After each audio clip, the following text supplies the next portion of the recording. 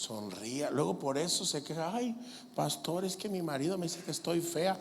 O sea, la Biblia dice, el gozo del Señor hermosea el rostro. Así que si usted está fea, es porque quiere. Si usted está feo, es porque quiere. Ahora, yo tengo una teoría, no hay feos. Yo estoy convencido de que no hay feos, solamente tengo una teoría ahí.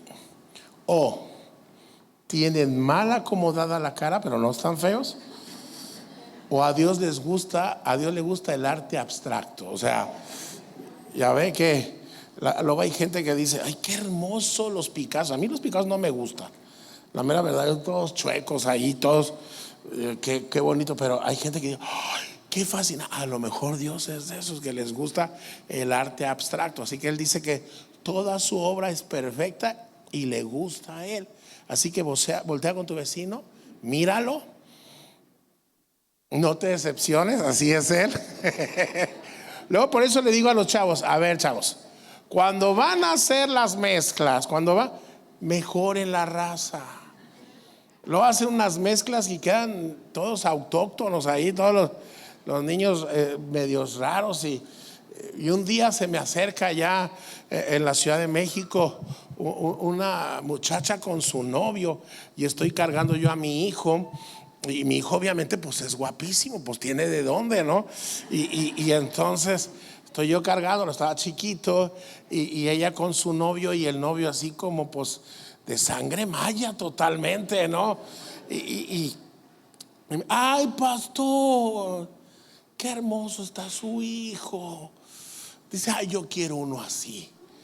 Y volteo y yo veo al muchacho y la veo a ella y dice, ay, pastor, yo sueño con tener un hijo de ojos verdes como el suyo. Y yo volteo y veo al muchacho con los ojos más negros de caballo azabache así. Y me dice, ya nos vamos a casar, pastor. ¿Usted cree que Dios me dio un hijo así? Me le quedo mirando y le digo, hija, al que cree todo le es posible.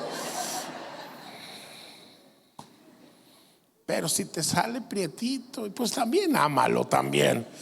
No te preocupes. Bueno, mi nombre es Ernesto Ramírez.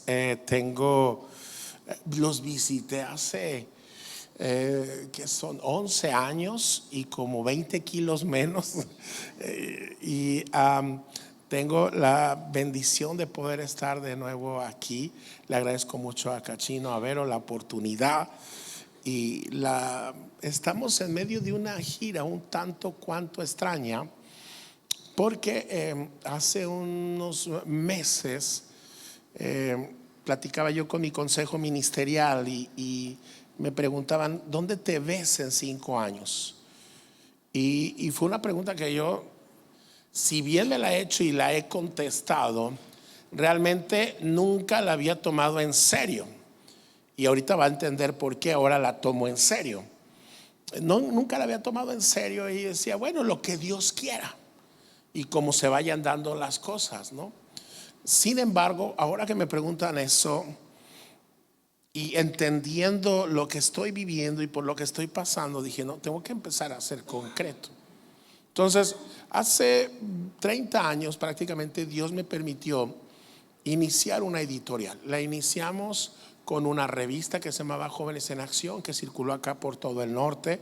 Los que ya tienen sus años en el Evangelio a lo mejor se acuerdan de ella. También tuvimos la oportunidad de levantar una revista que se llamó Jóvenes Crónicas. Esa revista circuló por toda América Latina a través de Editorial Vida.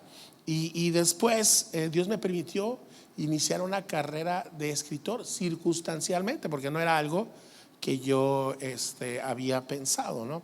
Entonces hice un libro, por ejemplo, que fue muy reconocido, muy famoso en su momento, que se llamó Lo que hay detrás de las caricaturas. Ese libro corrió por todo, yo ni sabía dónde andaba y a mí me hablaban de un chorro de lugares de Centroamérica, de Sudamérica, de Estados Unidos, de España, de Europa. Es un libro que ha llegado y llegó y marcó a toda una generación. Y a partir de ahí empecé a desarrollar un tanto, le digo, accidentalmente una carrera como escritor, y Dios me ha permitido escribir más de 30 libros. muchos de ellos publicados aún.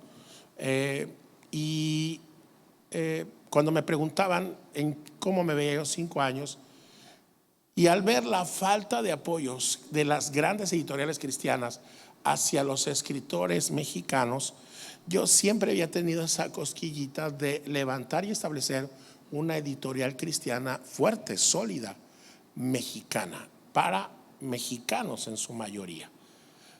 Y lo tengo que decir así porque así es. Llegabas a las grandes editoriales y si no eras argentino, si no eras americano y si no eras de puertorriqueño, no había mucha chance, es la verdad.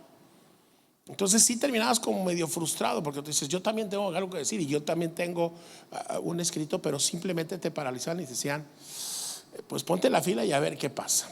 Entonces desde hace unos meses empezamos a darle ya forma a la editorial como tal, y entonces estamos ahorita en un proyecto de comenzar a hacer las bases de esta editorial. Entonces esta gira es un poquito para ir presentando los nuevos libros, ir presentando uno de mis libros más recientes y también hablar un poquito de lo que Dios ha hecho conmigo, un testimonio de lo que Dios ha hecho conmigo estos últimos 3-4 años. Así que yo quiero que disponga su corazón, disponga su mente. Estoy convencido que si usted está pasando un proceso, Dios le va a hablar esta mañana y va a entender por qué muchas veces tenemos que pasar por lo que estamos pasando y para qué lo estamos pasando. Ahorita que predicaba en la primera reunión, se me acercó un chico y me dice, esto me confirma lo que yo he estado entendiendo. Y cuando él me decía eso, yo digo para mis adentros, gracias Señor, porque estoy ayudando un poco a que otros puedan entender, porque esa es la función de la iglesia y esa es la función de nosotros, ayudarles a que ustedes puedan entender también un poquito por qué estamos viviendo ciertas cosas. Así que yo estoy seguro y le pido por favor que disponga su corazón, disponga su mente para que usted sea buena tierra y esta semilla pueda ser sembrada en usted y pueda dar el fruto que Dios quiere que demos. Ahora, estoy haciendo un libro que se llama Metástasis y ahorita va a entender por qué. Y dentro de este libro comencé el libro hablando del desierto. Y el desierto tiene una peculiaridad. Saca o lo mejor o lo peor de ti. Y esto lo hace para que puedas ser transformado. ¿Por qué? Porque si tú no atraviesas el desierto, nunca vas a valorar y nunca vas a poder entender el proceso que Dios tiene contigo y el plan y el propósito que quiere para tu vida. Entonces muchas veces yo veo a la gente en la iglesia y digo, ¿para qué están aquí? Ni ellos saben. Y vienes y como que checas tarjeta, bueno, ya vine, ya hasta diezmé, ofrendé, le canté al Señor, para que no diga.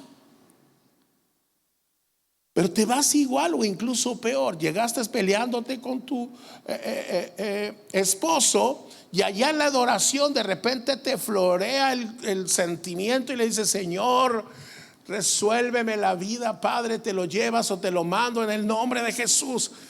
Te proyectas ahí, ¿no? Porque al final de cuentas, muchas veces me decía una hermana, pastor, es que ya no aguanto a mi esposo. Y luego el esposo se muere y luego me dice, pastor, extraño a mi esposo. Y le digo, pues ¿quién te entiende? Decídete. Y a veces no entendemos lo que tenemos, ni por qué lo tenemos, ni para qué lo tenemos. Entonces yo veo, y lo comentaba en la primera reunión, una desesperación de la gente por el avivamiento. Y yo de repente veo publicaciones de el avivamiento y el avivamiento y el avivamiento. Y obviamente que yo deseo un avivamiento, pero me pregunto, ¿cuántos estamos listos para un avivamiento? Un avivamiento es una visitación de Dios. Y Dios nos ha visitado muchas veces y ni siquiera nos hemos dado cuenta que nos ha visitado nosotros. Entonces el desierto nos ayuda a depender de Dios. Y la gente quiere evitar los desiertos porque representa dolor, aflicción, sufrimiento. Sin embargo, es el desierto lo que al final te va a hacer fuerte. Y todos tenemos que atravesar el desierto en algún momento. Y unos los van a atravesar de una forma y otros lo van a atravesar de otra forma. Las rutas son distintas, pero el destino es el mismo. Ahora sí quiero que entienda esto. Si no hay transformación, no va a haber avivamiento. Y también quiero que entienda algo más. El avivamiento no es la causa, es el resultado de. Entonces tenemos que entrar a un proceso para poder asimilar lo que es la visitación de Dios. El desierto significa que Dios está trabajando en nosotros y nos está formando para algo más grande y poderoso. Y quizás tu vida pueda ser un caos. Hay gente que me dice, pastor, es que mi vida es un caos. Y yo le digo, no te preocupes. Hay un principio en la ciencia que dice que todo caos tiene un orden. Y yo podría decir que Dios es el Dios del caos. ¿Por qué? Porque Él es el orden. Y aquí quiero que entienda, dice la ciencia que toda relación correcta entre las variables y el resultado los maneja en un punto central. Y ese es Dios. Así que la Biblia después nos lo dice y Pablo lo manifiesta ahí en Romanos. Todo obra para bien. Todo funciona para bien. No para todo mundo. Ojo. Porque luego yo veo muchos dicen, no, todo obra para bien. Los tiempos de Dios son perfectos, pero solamente cuando los tiempos de Dios te convienen. Pero cuando no te convienen, también son perfectos. Es Dios ordenando el caos que tú tienes. ¿Sí? Así que Dios está por encima de todas las variantes que puedan estar descomponiendo tu vida. Por eso yo le digo que es el Señor del caos, porque le va a poner orden a tu vida. Y para que esto suceda necesitas ir al desierto. Y me dice, pastor. Luego la gente me dice, pastor, pero yo no he ido al desierto. Y yo le digo, prepárate porque vas a ir. Y hay otros que me dicen, auxilio, pastor, estoy en el desierto. No te preocupes, puedes salir. El camino entre Israel y entre Egipto y la tierra prometida era un camino de entre 11 y 40 días, no más. Pero se aventaron 40 años. ¿Y sabe qué es lo que nos hace estar tanto tiempo en el desierto? La dureza de nuestro corazón. El proceso por el cual a lo mejor tú estás atravesando se está haciendo permanente y hasta parece perpetuo, pero tiene nada más que ver con tu corazón y la dureza de tu corazón y no entender por qué Dios está permitiendo ciertas cosas. Y yo veo que la gente hoy está cansada, está agotada, está frustrada y está enojada incluso con Dios, porque Dios no ha respondido lo que quieren. Y vienen y dicen, bueno, pues yo, para que veas que yo sí te doy el diezmo, tú no me has dado nada, pero yo te lo estoy dando. Mira, yo sí vengo. Tú no vas a mi casa, pero yo sí vengo. Hay gente que viene y no le importa si está con Dios, si no está a Dios. Sí quiero que entienda eso. Hay una apatía y hay una indiferencia terrible dentro de la iglesia. No generalizo, pero es una realidad. El otro día me dice una persona, pastor, me gustó lo que usted predicó. Y yo le digo, es que yo no vengo a ver si te gusta, yo no vengo a ser calificado. Puede ser el peor mensaje y el más aburrido, pero estoy seguro que Dios te va a hablar. Aquí no importa el mensajero, aquí importa el mensaje y lo que Dios tiene para ti. Y estoy seguro, y se lo decía en la primera reunión, Dios nos habla todos los días y a cada instante. No es un problema de mudez celestial, es un problema de sordera terrenal. Estamos tan contaminados con nuestros oídos, estamos tan contaminados con lo que está a nuestro alrededor. Es como si, por ejemplo, tengo un amigo que me dice que yo soy gordo de a gratis. A mí si me invitan a un buffet, yo no le convengo. Usted va a decir, ay pastor, usted tiene el tambache grande. No, soy malísimo para los buffets. Sí, soy malo. Yo en el primer plato ahí quedé. Yo tenía un amigo en la secundaria, allá en la ciudad de Monterrey. Si usted ha ido, y yo creo que sí, sabe que había un buffet, creo que hasta la fecha está, de pizzas, Josefinos. Y entonces yo estaba en la secundaria Y cada mes toda la escuela, todos los de mi salón se organizaban para ir al buffet de Josefinos. Toda la pizza que quisieras comer, toda la nieve que quisieras comer, todo el pollo que quisieras comer, todo el espagueti que quisieras comer. Entonces yo no estaba gordo, pero ya estaba macizo. Y yo en el primer plato quedaba con 2, 3 rebanadas de pizza. Pero yo tenía un amigo que estaba flaco y feo, pero con una autoestima muy alta, porque él creo que medía como 1,90 y feo, con F de foco fundido, fabricado en Francia. O sea, estaba feo el pobre. Yo me acuerdo que le decía a tu mamá, en lugar de darte pecho, te dio la espalda, porque te espantaba, hermano. Y me acuerdo que mi amigo, por eso yo digo que tenía una autoestima muy alta, porque él se puso un sobrenombre él mismo y escogió el mote del guapillo. Y cuando él entraba al salón, él solo decía: ya llegó el guapillo, ya llegó el guapillo. Y pues lo volteabas y decía: ay Dios. Y me acuerdo que era alto y flaco, y siempre yo lo veía con algo en la mano comiendo. Si no era un dulce, eran unas papitas, eran unas galletas. Siempre que yo volteaba, el guapillo estaba comiendo algo. Y él lo comía y yo engordaba. Entonces íbamos al buffet y yo en el primer plato, con 2 rebanaditas de pizza y tantito espagueti, ay, moría. Yo era el gordo, él era el flaco. Él venía como con 20 rebanadas, pollo, espagueti que se le venía cayendo, y se servía como 5 veces. Entonces una muchacha un día me dijo: te estoy observando, porque se me hace que lo que tú te sirves es lo que se come el guapillo, y lo que se sirve el guapillo te lo comes tú. He sido malísimo para los buffets. No como. Si usted me invita a un buffet, no, olvídese, no voy a comer. En el primer plato, segundo, ahí voy a quedar con poquito. Y eso es lo que le pasa a mucha gente cuando viene a la iglesia. Viene llena. ¿Por qué? Déjeme le explico esto. La gente está llena de basura. TikTok, Netflix. No va a faltar quien no durmió porque se picó anoche con una serie coreana de 800 capítulos y está súper emocionada. Y me decía una morra hace poco: pastor, es que yo estoy enamorada de los coreanos, más como hablan. Y yo: ¿cómo que cómo hablan? Sí, pastor. Y entonces me enseña un fragmento y oigo que el coreano le dice a la muchacha: te amo.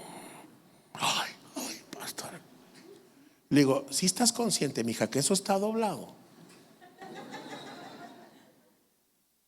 Si lo ponemos en el lenguaje original, le va a decir ta, ta, ta, ta, y no te va a gustar.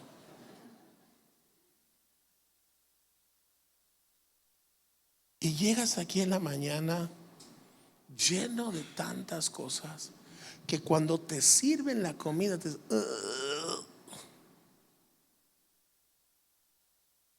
la gente lo que hoy busca es todo menos Dios. Y Dios está viendo cómo tu vida se está destruyendo y está tomando una decisión que quizás te va a doler, pero te va a beneficiar y te va a llevar al desierto.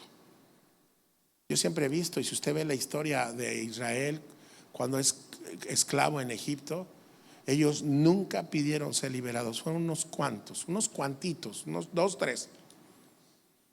Pero en todo el pueblo estaba satisfecho. Había perdido su identidad. Ellos eran el pueblo de la promesa. Se les había dado una promesa extraordinaria, maravillosa, pero ahora estaban esclavos por su propia voluntad y habían perdido su identidad al grado tal de que les mataron a sus hijos y no fueron capaces de hacer nada. ¿Sí entiendes lo grueso de eso? Les mataron a sus hijos y ellos no hicieron nada. Y la Biblia empieza el relato del pueblo de Israel en Egipto diciendo que Israel se había hecho fuerte y poderoso físicamente quizás, pero mentalmente estaban cautivos. Y se habían acostumbrado a vivir en Egipto, preso a lo que Egipto ofrecía. Y de repente Dios aparece en la escena después de 400 años de silencio y decide salvar a Israel y darle libertad. No le preguntó si quería, porque al final de cuentas, si le hubiera preguntado, Israel le hubiera dicho no, porque así lo manifestó: no quiero ser libre, no quiero salir de Egipto, no quiero dejar de ser esclavo.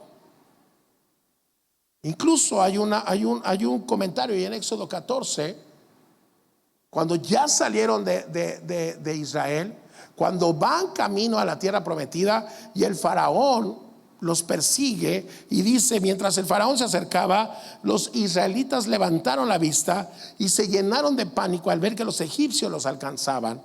Entonces, y ahí es donde en el peor momento sacas tu verdadero yo. Entonces clamaron al Señor y le reclamaron a Moisés. Al principio hacemos las cosas bien y le reclamamos al Señor, pero después empezamos a esparcir culpas. Y le dicen: ¿por qué nos trajiste aquí a morir en el desierto? ¿Acaso no había suficientes tumbas para nosotros en Egipto? ¿Qué nos has hecho? ¿Por qué nos obligaste a salir de Egipto? ¿No te dijimos que esto pasaría cuando aún estábamos en Egipto? Le dicen. Te dijimos y te pedimos: déjanos en paz, déjanos seguir siendo esclavos de los egipcios. Es mejor ser un esclavo en Egipto que un cadáver en el desierto. ¿Cuántas veces te has enojado con Dios porque Dios está interviniendo en tu vida y a lo mejor no está haciendo las cosas como tú quieres? Y te lo comento porque hace 3 años Dios se apareció en mi vida de una manera muy interesante. Yo conozco al Señor desde hace 44 años. Desde que tenía yo 6 años tuve un encuentro con Jesucristo. Y desde hace 33 años le sirvo. Y bendito Dios, me ha tocado trabajar y ser guiado e instruido por grandes hombres de Dios. Uno de ellos, trabajé mucho tiempo con él, Marcos Witt. Y después tuve la oportunidad de ser trabajado y formado por Armando Alducin allá en la Ciudad de México.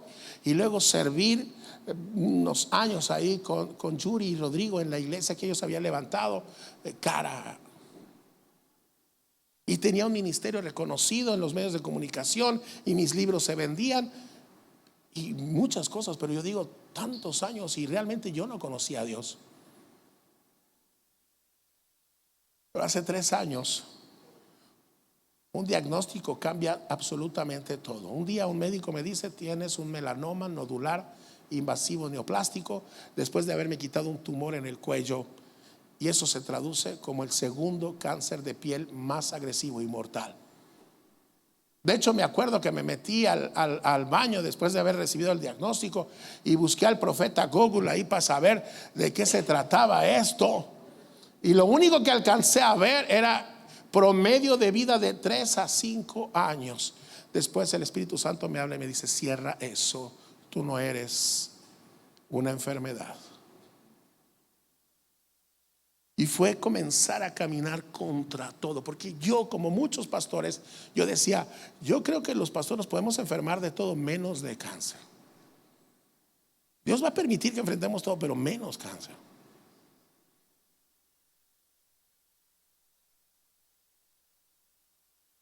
Pero comenzaba mi desierto y dependía de mí si ese desierto iba a ser corto o iba a ser largo. Al principio pensé que era un carcinoma, un problema en la piel, pero me dijeron: no, un melanoma es una enfermedad sistémica, pastor, parecido a la leucemia. Un melanoma le puede, y el que usted enfrenta se llama invasivo nodular neoplástico. Hace nódulos, hace tumores, hace metástasis, lo hace muy rápido y está en todo el sistema, está en la sangre, por eso es neoplástico. Mi madre hace poco le quitaron precisamente un carcinoma y ella le platicaba a su dermatóloga, le dice, fíjese que mi hijo, un melanoma nodular invasivo neoplástico, y la doctora voltea y le dice, ¿y cuándo se murió? Y mi mamá le dice, no, está vivo. ¿Cómo que está vivo? Sin embargo, ahorita usted me ve aquí, pero pues yo no sabía cómo iba a estar la historia. Y de repente me doy cuenta que mi cuerpo ha hecho 2 tumores que han hecho metástasis. De repente me encuentro que todo mi pecho se llena de melanomas y empieza a podrirme literalmente de afuera hacia adentro, y es una de las situaciones más terribles. Y uno de los médicos más importantes de México, que tengo la oportunidad de que me atendiera, me dice, pastor, usted está en fase terminal, usted no tiene tiempo ya. Me dieron 16 radiaciones y ni siquiera contuvo la enfermedad. Me dijeron, lo único que tiene que hacer es tomar la quimioterapia. Yo no tenía seguro gastos médicos. El ISSSTE era la única asociación hospitalaria que lo daba. Yo no tenía ISSSTE. Y el seguro social no la tenía dentro del protocolo. Que yo tenía seguro social, pero el seguro social me decía, yo no te puedo dar, es un tratamiento costosísimo y nosotros lo tenemos en fase experimental. Y empiezas a ver cómo tu mundo se empieza a desbaratar enfrente de ti, y cómo tu cuerpo se empieza a menguar y empiezas a perder fuerzas, empiezas a perder el control de las situaciones. Si tú quieres que un medicamento, me dijeron, pastor, que el ajo, que la uña de gato, que el veneno de las víboras, y yo le dije a mi esposa, búscame a las hermanas más chismosas de la iglesia para que saquen todo. A las hermanas chismosas, Dios las bendiga, no. Las necesitamos siempre. Sistema de comunicación las necesitamos siempre. No se vaya a ofender, es un chiste. Ay, pastor, ¿por qué? ¿Y quién le dijo que era chismoso? Usted era comunicativa nada más. Probé de todo lo que me dieron. Pastor, que este té, que aquel té, que esto, que aquello. Voltéese al revés, párese al frente, súbase, váyase, sentones, todo lo que te... Y nada funcionaba. Y es bien desesperante, porque amigos se van, dinero se va, tu salud se va. Y ahorita platicaba con Cachino y le decía, lo más terrible de toda esta situación era cómo mis hijos y sobre todo mi esposa, porque cuando estás en el proceso te haces egoísta, piensas en ti, nada más en ti y después en ti. Incluso ellos dejan de pensar en ellos y empiezan a pensar en ti. Yo veía que mi esposa a veces no dormía y nada más me estaba vigilando a ver si yo no...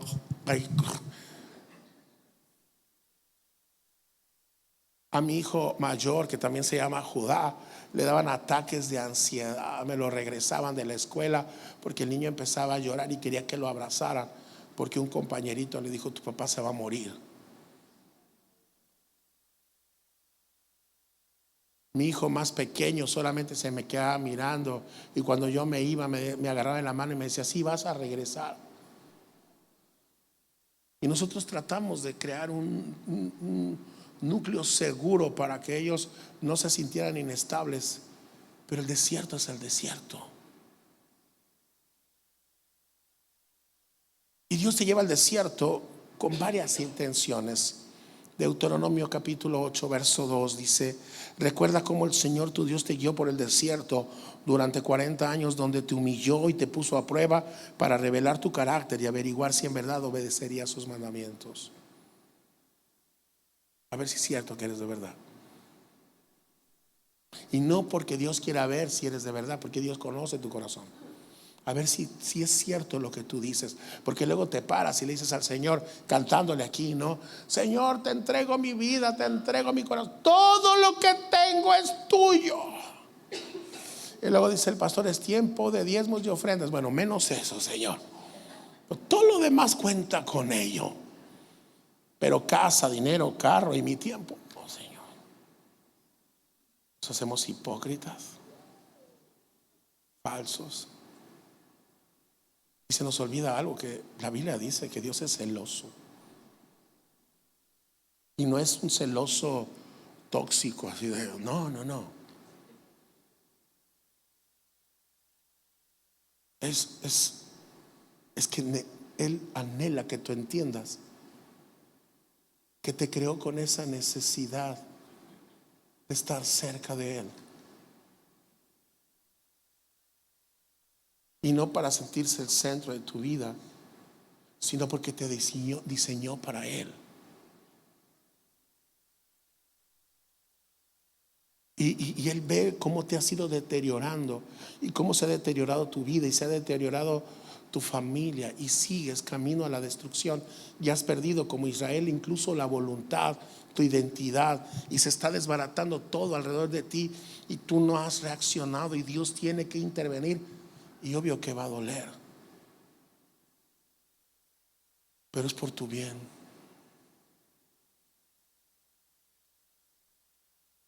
Verso 3 del capítulo 8 dice: sí, te humilló permitiendo que pasaras hambre, y luego alimentándote con maná, un alimento que ni tú ni tus antepasados conocían hasta ese momento. Lo hizo para enseñarte que la gente no vive solo de pan, sino que vivimos de cada palabra que sale de la boca del Señor. ¿De qué dependes tú? ¿De tus fuerzas? ¿De tu conocimiento? ¿De tus amigos? ¿De tu posición? ¿De tu herencia? ¿De tu trabajo? ¿De qué dependes?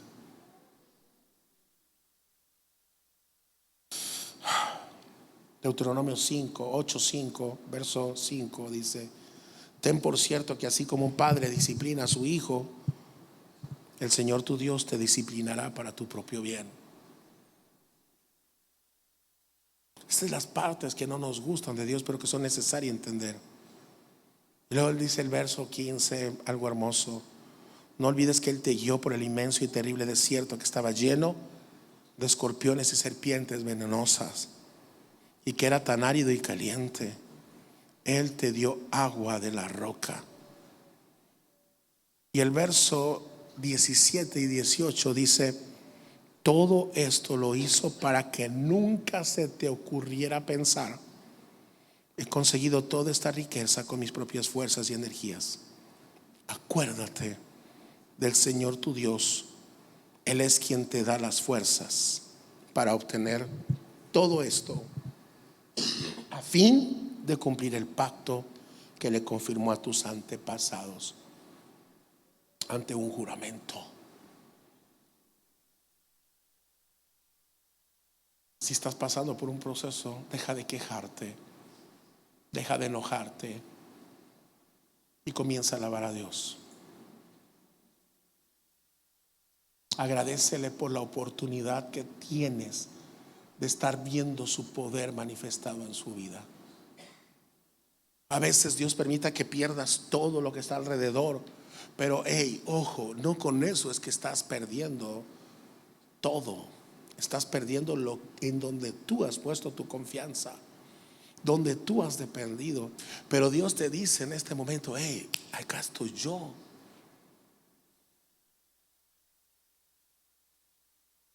Ahora, el desierto tiene una peculiaridad, y hay una historia en la Biblia que me fascina: la historia de Ana. Ana era estéril, pero tenía un marido extraordinario llamado Elcana. Y digo que era extraordinario porque pese a que Ana era estéril, él no le reclamó, no le reprochó, y él veía que Ana sufría, pero él amaba porque no le importaba si le daba hijos o no. Incluso hay una escena ahí en su historia donde Ana está sufriendo tanto porque no puede ser madre, y él le dice: pero no te valgo más yo que 1000 hijos. A mí no me importa que seas una estéril. Pero había una razón por la cual Ana estaba así. Y es que el Cana tenía una concubina llamada Penina. Y cuando yo veía esta historia de niño, qué coraje me daba Penina, de veras. Yo decía, mitotera, metiche, chismosa, imprudente, haciéndole la vida imposible a la pobre de Ana. Y esta Penina era más fértil que un conejo. Apenas la tocaba el Cana y quedaba embarazada. Y lo peor de todo, yo me puedo imaginar cuando se sentaban a la mesa y Ana se sentaba ahí y se le ocurría a Penina sentarse ahí y empezarle a dar pecho a sus hijos. Yo sí puedo.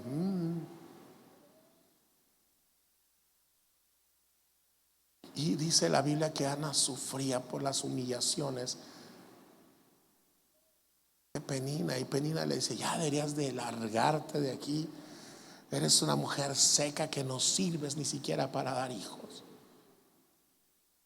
Y me impacta esta escena porque Ana nunca peleó contra Penina, nunca le reprochó. Pero se ha puesto a pensar usted, ¿qué hubiera pasado en la vida de Ana si no hubiera estado Penina?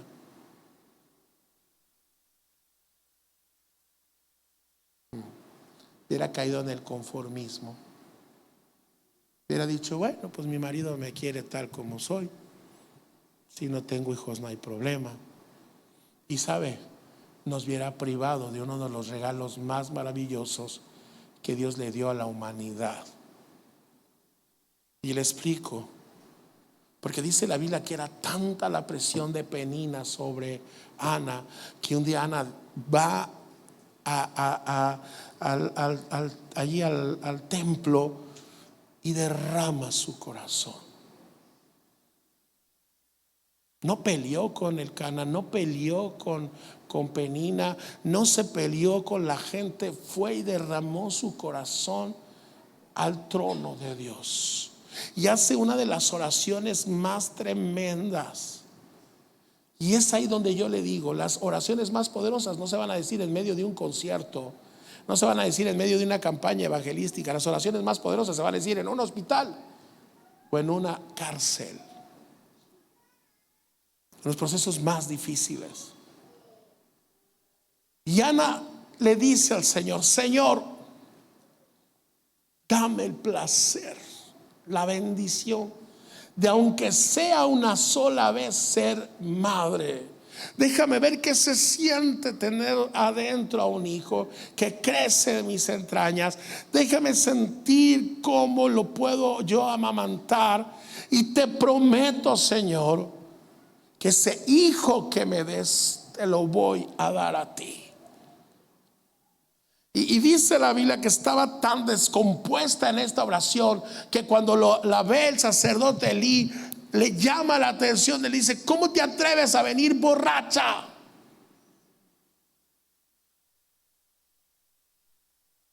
Y hasta en eso Ana no pelea al ser juzgada. Le dice, no, mi Señor, no estoy tomada.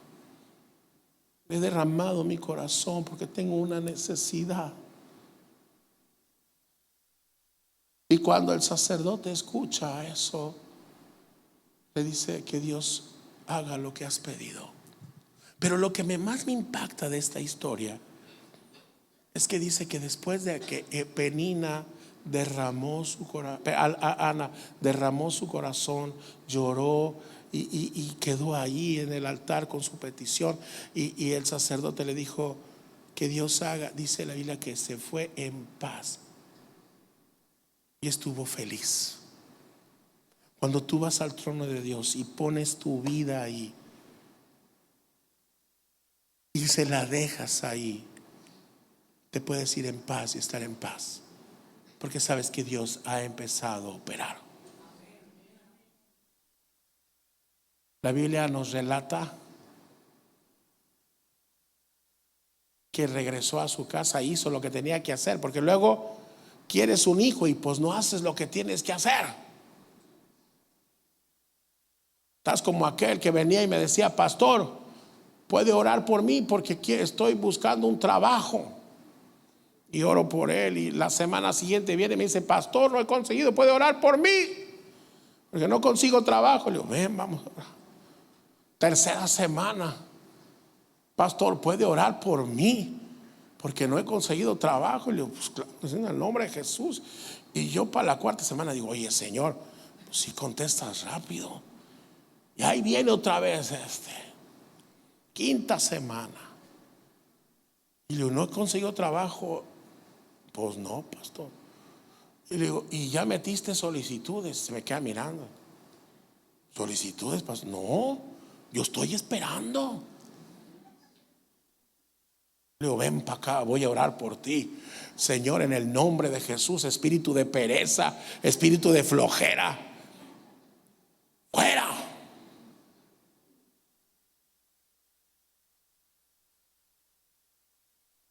¿Qué hubiera pasado de la vida de Ana sin Penina? Nada. Nada. Ana viene, regresa. Dice la Biblia, y este es bien interesante, y tuvo intimidad con el Cana. Hizo lo que tenía que hacer. Y cuando estaba teniendo intimidad con su esposo, la Biblia tal cual dice: y se acordó Dios de lo que Ana le había pedido. Fíjate que es bien claro, hasta que ella hizo lo que tenía que hacer con el Cana, Dios se acordó: ándale, estos ya están en el majuje y ella me había prometido, algo va. Porque muchas veces quieres recibir pero no quieres hacer. Quieres que Dios haga todo. Y eso es lo que nos enseña el desierto: a dar pasos de fe y a depender de Dios, solamente de Dios y nada más de Dios. Ana hizo lo que tenía que hacer y Dios hizo lo que tenía que hacer. Y yo te lo puedo decir que sí lo hace cuando tú dependes y confías totalmente de Él. Porque llegó un punto en que me llevó al extremo y de repente el médico me dice: pastor, usted tiene semanas, literalmente. Mi pecho estaba lleno, no te lo puedo explicar. Hay una foto que yo todavía no me decido, pero creo que lo voy a hacer porque pues como que no tengo un cuerpo muy espectacular, ¿no? Entonces quisiera yo tener los pectorales de La Roca, pero no. Creo que más bien tengo de un gorila viejo, así ya cansado, ¿no? Pero yo quiero subir esa foto. Mi esposa me dice: ay, Ernesto, yo quiero subirla porque quiero que la gente vea un poquito.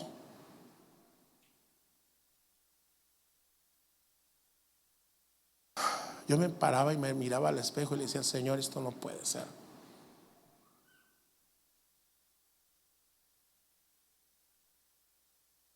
Yo miraba a mis hijos creciendo,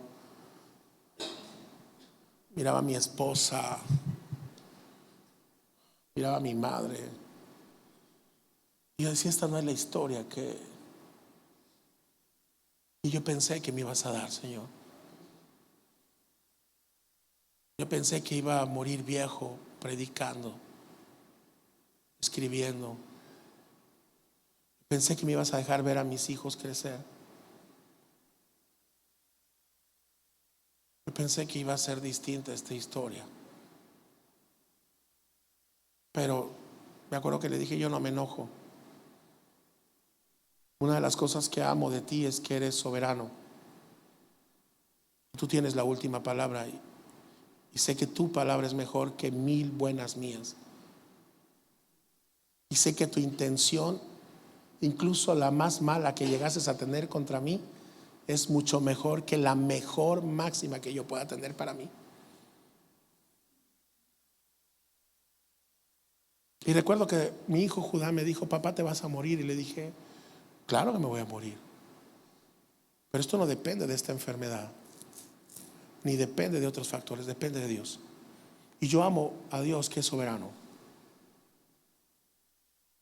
Y quiero que entiendas esto. Yo no estoy enojado con Dios, le dije a mi hijo, por ninguna decisión que Él toma. Al contrario, estoy agradecido por la oportunidad que Él me ha dado de vivir.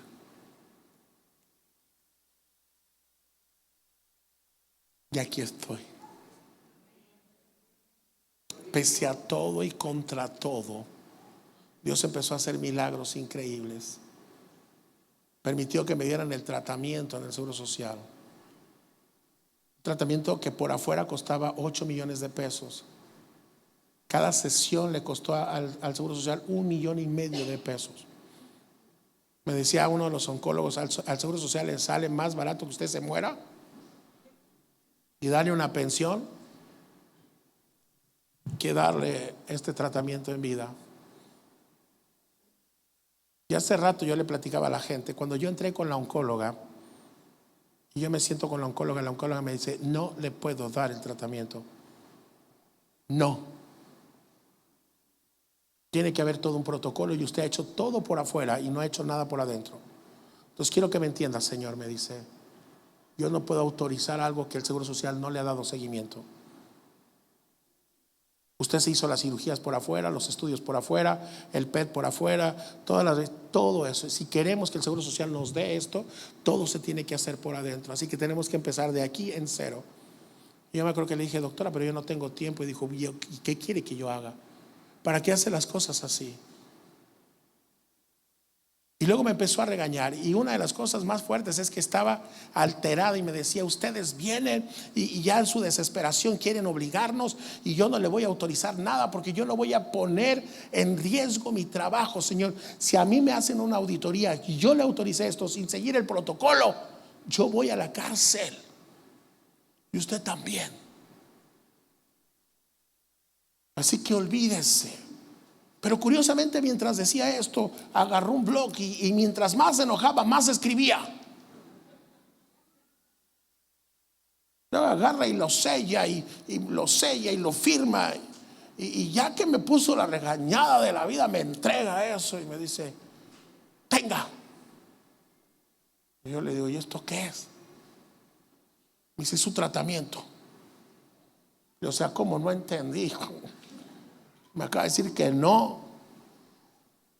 Dijo, pues no debería. Pero dio las palabras claves. Dijo, pero Dios nos acompañe. Dije, ya la armamos.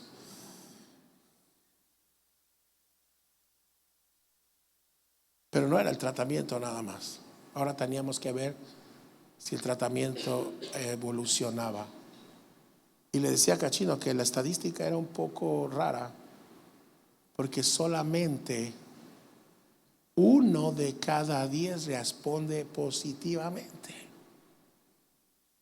O sea, solamente el 10%. Así que me dice la doctora, bueno, pues ya le van a poner el tratamiento, ya hizo usted su parte, ya hice yo la mía, ahora esperemos que su cuerpo haga lo que tiene que hacer con el medicamento. Y aquí estoy. Eso sí, por adentro estoy todo destrozado. Pulmón destrozado, estómago destrozado, un chorro de cosas dañadas. Pero yo puedo decir como el profeta Samuel, Ebenezer, hasta aquí el Señor me ha acompañado.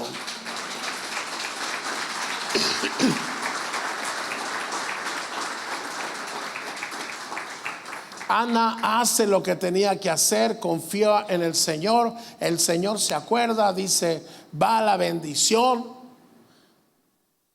Y después ella escribe uno de los salmos más hermosos y dice, y la que era estéril ahora tiene 7 hijos. Qué hermoso. Y la que no podía ahora puede. Y esto es lo tremendo, porque ella recibe uno de los regalos de Dios más hermosos, que es al profeta Samuel precisamente. Y el profeta Samuel es uno de los personajes más importantes de la historia de la Biblia. Número uno, restaura la adoración, restaura la palabra y permite que inicie la recta final para que el Mesías llegue para bendecir a la humanidad a través de ungir al rey David.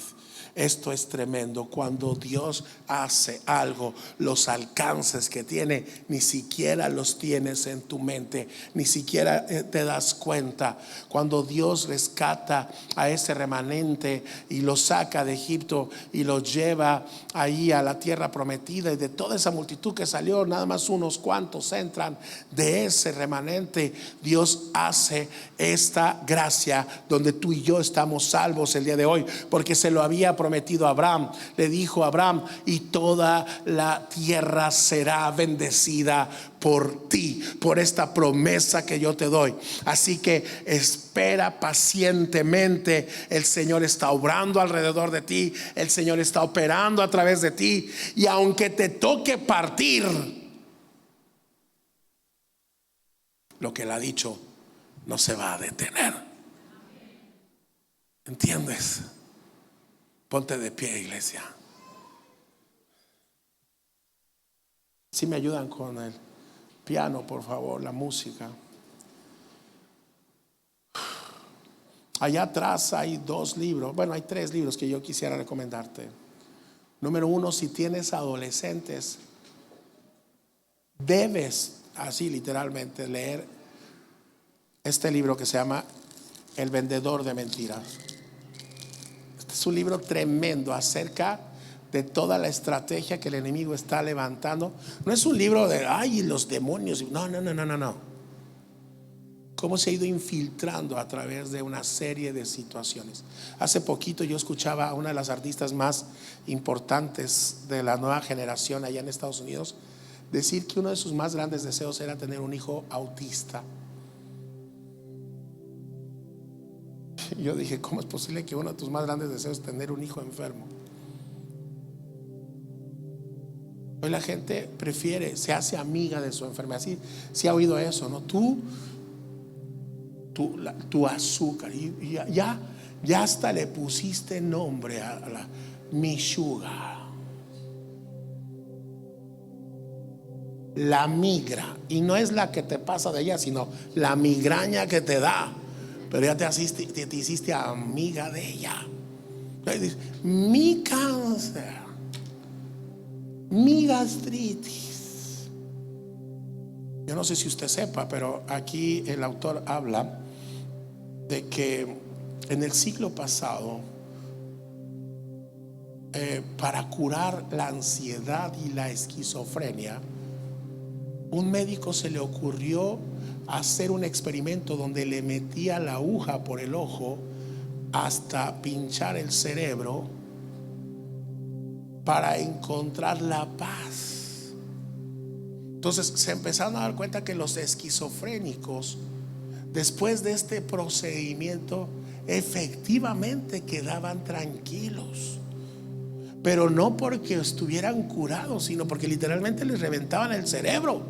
Entonces quedaban entonces, mira qué tranquilo está, ya no se preocupa por nada, ya no, ¿estás bien?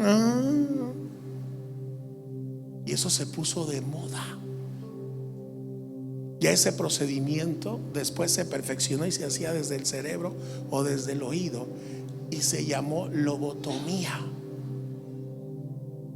Y se hicieron más de 50,000 lobotomías de gente que tenía ansiedad y decía, ay, vengo por una lobotomía.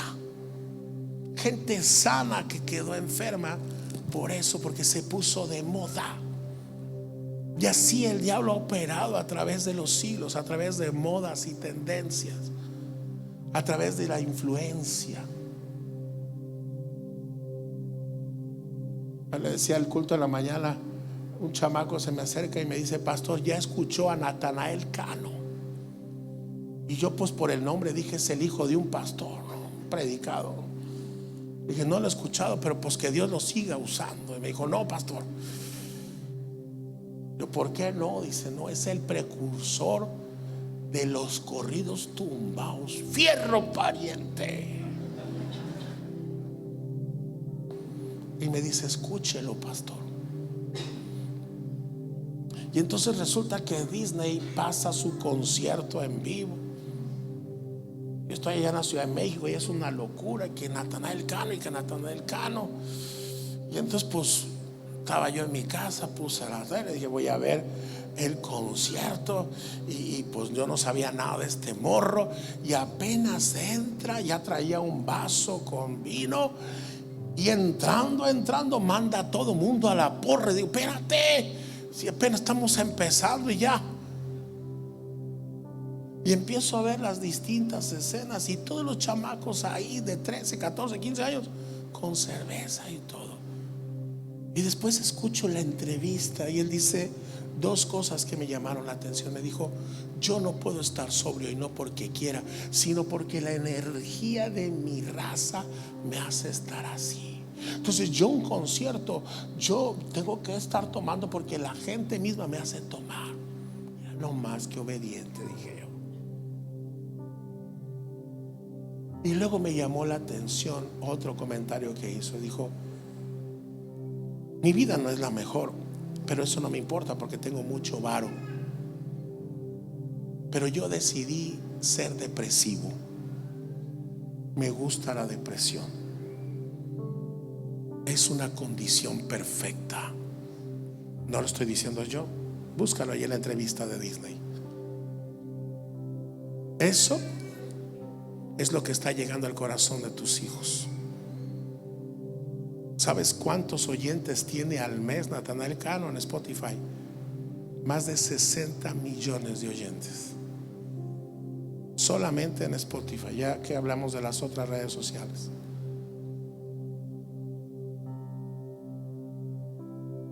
Tus hijos hoy, tus hijas hoy se enamoran viendo una serie donde dos homosexuales es la pareja central. Tu hija está emocionada porque dos hombres están enamorando. El año pasado, muy sutilmente, nos hicieron todos aceptar a un transgénero que se convirtió en el ícono y la representación social de nuestro país. No, yo no voy a condenar a nadie, no me corresponde a mí, ni es mi intención. Lo que sí quiero decir es que están distorsionando el corazón de las nuevas generaciones, y nosotros somos responsables de cuidar la mente y el corazón, no con legalismo ni con religiosidad, sino con principios fundamentales de fe que los puedan hacer caminar tranquilamente sin perder su fe y sin perder su identidad. Por eso te recomiendo El vendedor de mentiras. El otro libro que te recomiendo, si te llamó la atención la historia de Ana y Penina, tienes que leer el libro de Conociendo a Dios. Es un libro extraordinario que va a llevar tu fe a otro nivel. Vas a descubrir muchas cosas que no te habías ni siquiera imaginado del corazón de Dios. Conocemos, yo creo que el 1% de Dios. No es un libro para cualquiera, eso sí se lo tengo que decir. Si eres una persona que quieres más de Dios, tienes que leerlo, si no, déjalo ahí. Y el tercer libro que te quiero recomendar, que está ahí, se llama No tengas miedo. Ese libro lo escribí yo. Lo escribí un año antes de entrar a este proceso. Yo no sabía que ese libro me lo estaba escribiendo a mí. Y cada palabra que está ahí era un mensaje a mí de un año después. Y hoy que la gente lo lee o se lo regala, se lo ha regalado a otras personas que están en un proceso difícil, esa gente me escribe y me dice, gracias, pastor. Gracias porque estamos entendiendo el plan de Dios en medio de toda esta circunstancia. Dios es bueno. Amén. En medio de todo esto, Él es bueno. Por eso Habacuc dijo, aunque la higuera no florezca, ni en las vides haya fruto, aunque falte el producto del olivo y los labrados no den mantenimiento, y ni siquiera haya vacas en los corrales, con todo esto yo me alegraré en el Dios de mi salvación, el cual hace mis pies como los de una sierva y en mis alturas me hace andar. ¿Sabe? Cuando Habacuc se refiere a esas siervas, usted véalas cómo caminan a la orilla del precipicio con una fortaleza y corren con la certeza de que no van a caer, porque Dios es el que las sostiene. Así estás tú, así estoy yo. Yo no sé por lo que estés viviendo, pero sí sé lo que Dios puede hacer. Y estoy convencido que hoy puede hacer una obra perfecta si hoy dejas de quejarte y le agradeces a Dios la oportunidad que te está dando hoy de poder avanzar. Oseas capítulo 2 verso 14 dice: pero he aquí, yo lo atraeré y lo llevaré al desierto y le hablaré canciones de amor. Es en el desierto donde vas a encontrar a Dios de una manera que no te lo imaginas. Hace poco me entrevistaron y me dijeron: pastor, ¿qué pasaría con usted si Dios le diera la oportunidad de regresar el tiempo y escoger entre vivir esto y no vivirlo?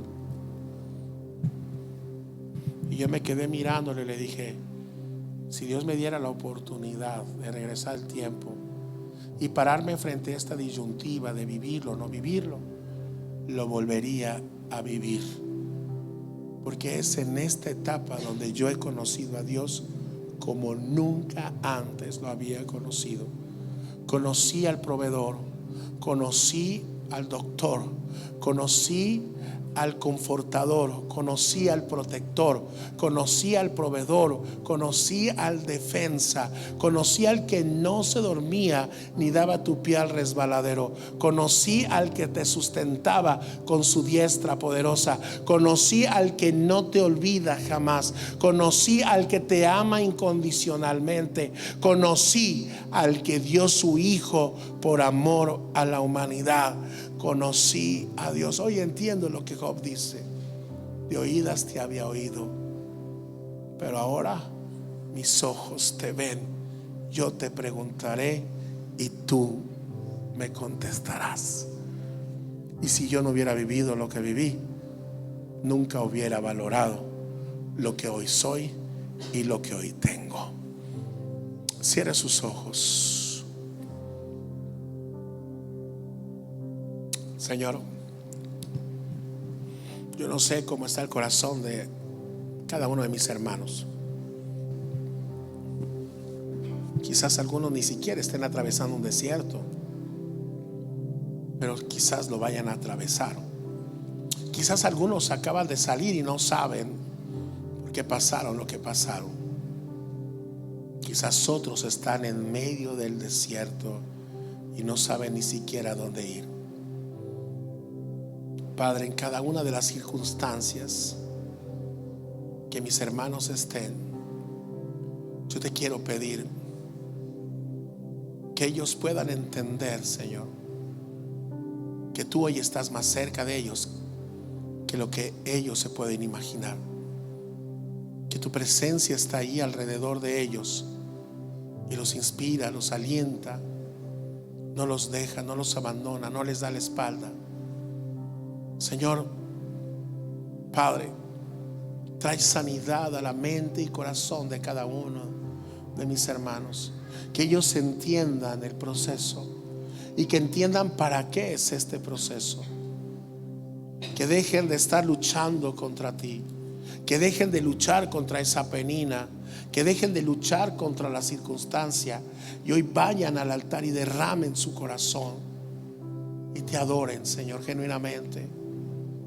Padre, yo te pido en el nombre de Jesús que ellos puedan en las próximas horas, en los próximos días, experimentar esta visitación tuya y poderla disfrutar plenamente. Que ellos puedan entender que todo lo que ha funcionado alrededor de ellos es para nuestro bien y no para dañarnos, no para perjudicarnos. Padre, Estamos cansados y agotados y hoy venimos a ti, que tú nos traerás descanso, Señor. Opera en nosotros, Padre.